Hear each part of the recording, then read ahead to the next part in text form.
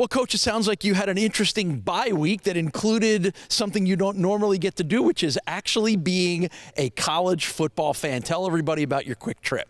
Yeah, so the stars aligned, and we figured out pretty quickly after I took this job here at Buffalo and the schedule came out that TCU was going to have a home game on a Friday night on our bye weekend. And my son's a senior there. He's worked closely with the program the last 4 years. He's in his last semester. He's graduating early and planning to go into the job cycle. He's going to follow Dad into college athletics, which is a little bit of a head scratcher after he's a 3.9 student in the business school at TCU. But proud of him and what he's done, and have not been down there for a game since he's started, and this was our last opportunity to do it. So great to make a quick trip down there, in and out.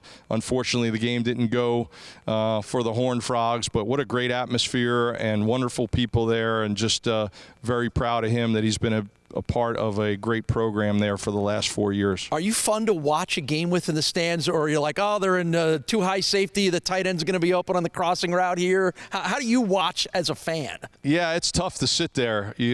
Bye weeks are weird because you feel like you should be working. Friday night you feel like you should be in the hotel meeting with your team, and then Saturday, you're sitting in the airport flying back and you're watching all the scores, and it's just a weird feeling. It's nice to have a bye, and you need that time to catch your breath. But when you're in season, you are very much focused, and you feel like you should be working on a Saturday afternoon. Well, is it a good reset moment that to shake off a loss, to come off a bye, and then have to face right now, which one of the teams that looks like one of the class of the Mid-American Conference in Toledo? Does that help get your guys refocused a little bit?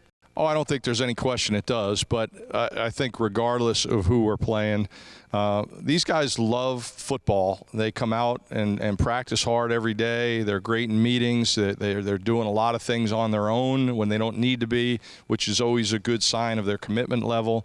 They're a close-knit group. They enjoy being around each other and the coaches.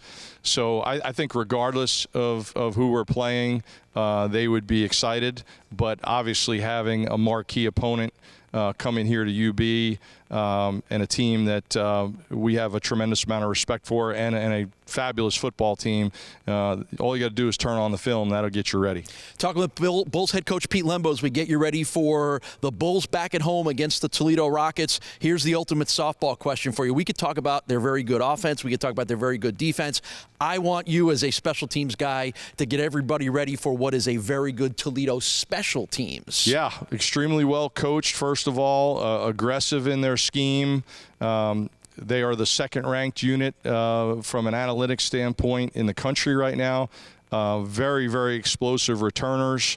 Some of their better players on offense and defense you'll also see on their special teams units. As a lot of us were watching Mid-American Conference football during the bye week, I felt like I noticed something that was a little unusual to me, which is our team starting to play some real defense in the MAC, which, going back in your history, it's always been kind of an offensive conference. Are you seeing a little bit of a shift?